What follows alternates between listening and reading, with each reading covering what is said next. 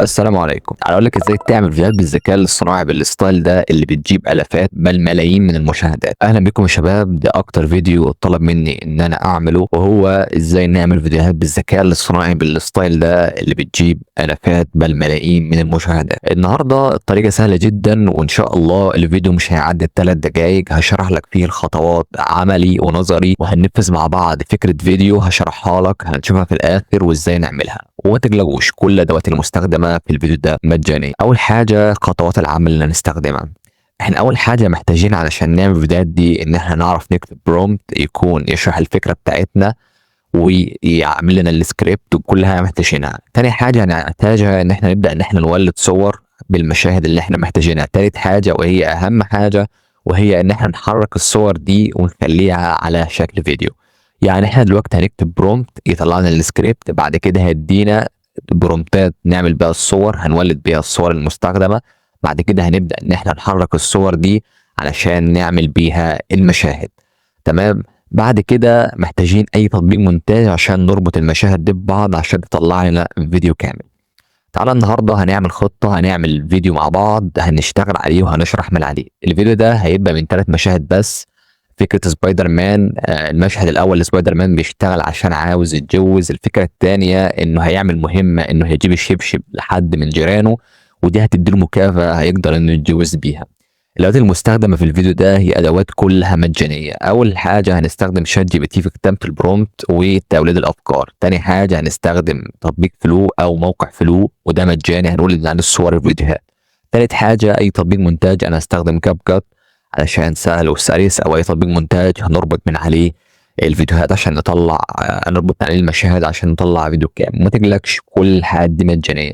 فبسم الله الرحمن الرحيم، ويلا بينا نبدا في الخطه العمليه. اول حاجه انا اديته البرومبت ده، وهتلاقيني سايب لك اللينك بتاعه في الكومنتات. برومبت سهل قوي هتاخده، والبرومبت ده فكرته بسيطه جدا. انت هتكتب له عدد المشاهد اللي انت عاوزها والفكره اللي انت عاوزها، وهينفذ لك كل حاجه انت محتاجها، وهيعمل لك الفكره اللي انت عاوزها. انا طلبت منه يعمل الفكره دي، واول حاجه عملها لي هي برومبت الصوره. هتلاقي عامل لك برومبت الصوره بعدد المشاهد. المشهد الاول هتلاقيه ليه برومبت صوره وليه برومبت تحريك بالسكريبت وبالكلام، ونفس الكلام المشهد الثاني ليه برومبت صوره وليه برومبت الكلام. تعالى بقى اقول لك ازاي تنفذ الخطوات دي خطوه خطوه. اول حاجه هنخش على فلو، ودي اول صوره عملتها بالبرومبت. هتكتب هنا، هتيجي هنا هتختار صورة، وتختار هنا اللي عاوزه بالطول او بالعرض او اي حاجة انت عاوزها، ونختار نانو بنانا برو وده مجاني، وتختار عدد الصور اللي انت عاوزها. وبعد ما بيعمل الصورة بالشكل ده زي ما انتم شايفينها كده، بنطلع من الصورة. تمام. ونسحب الصورة بالشكل ده عند إضافة مكون بالشكل ده. بعد كده بنيجي هنا ونختار فيديو، وبنختار أداة أومني فلاش. طبعا أنا خلصت كل النقاط اللي معانا، وهقول لك في آخر الفيديو إزاي نستخدمه مجانا بدون ما ندفع أي اشتراك.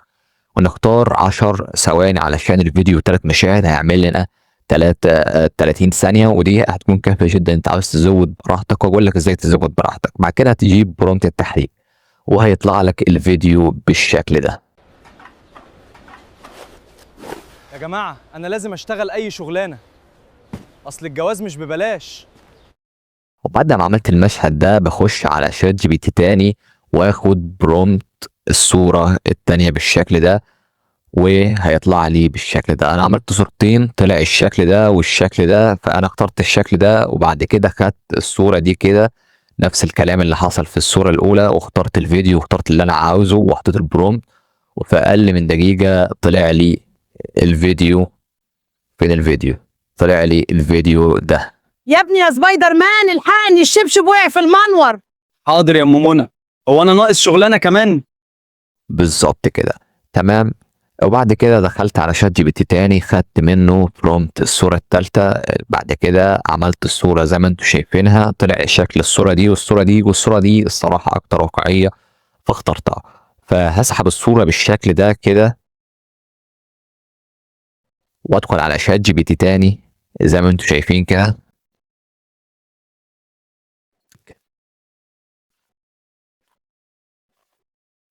واحطه بالشكل ده وهيعمل لي الفيديو. وبعد ما يعمل الفيديوهات تقدر تحفظها بجودة 750 عشان هي مجانية. الخطة المجانية والجودة بتاعتها بتكون عالية جدا، وهتعليها بتطبيق المونتاج. طب دلوقتي ازاي نستخدم الفيديوهات؟ اول حاجه انت عندك نوع الفيديوهات دي بيستهلك 15 كريدت في الفيديو الواحد، ففي الخطه المجانيه بتديك 50 كريدت بتقدر تعمل بيها 3 فيديوهات. طب انا مثلا عاوز ازود مشاهد، فكره بسيطه جدا انك تغير الايميل كل شويه، تغير الايميل، تعمل الصور كل اللي انت محتاجها وتغير الايميل كل شويه وتعمل المشاهد اللي انت عاوزها لحد ما تجمع الفيديو كامل. بعد كده تعمله على تطبيق المونتاج، وهنعمل كل حاجه خطوه بخطوه دلوقتي على تطبيق المونتاج. بعد كده تحفظ الفيديو وتنزله. فكره الفيديو بسيطه جدا ومجانيه وتقدر تعمل بيها افكار بابداعك. والصراحه انا اخترت فلو لانه فلو قوي جدا، تقدر تعمل عليه صور احترافيه جدا باستخدام نانو برانو برو، وتحرك باومن فلاش، يعتبر اقوى موديل ذكاء اصطناعي حاليا بعد كلينج. تمام. وبس كده، الخطوات بسيطه جدا. بعد ما جمعت الفيديوهات على تطبيق المونتاج، ده شكل الفيديو النهائي. يا جماعه انا لازم اشتغل اي شغلانه، اصل الجواز مش ببلاش. يا ابني يا سبايدر مان الحقني، الشبشب وقع في المنور. حاضر يا ام منى، هو انا ناقص شغلانه كمان؟ تسلم يا ابني، خد دول كده. فلوس؟ الحمد لله، كده قربنا من الجواز. يلا يا سبايدر مان ورينا الرقص. يا جماعه انا كنت بحارب الجريمه، ايه اللي جابني هنا؟ تنساش تدخل على صفحة التيك توك، هتلاقيني هناك بنزل شروحات بسيطة يومية، وصفحة الانستجرام، وتلاقي لينك كل المواقع اللي استخدمناها ولينك البرومبت ولينك كل حاجة استخدمناها النهاردة. ولو عندك اي فكرة فيديو تاني سيبها لي في الكومنتات، وسلام.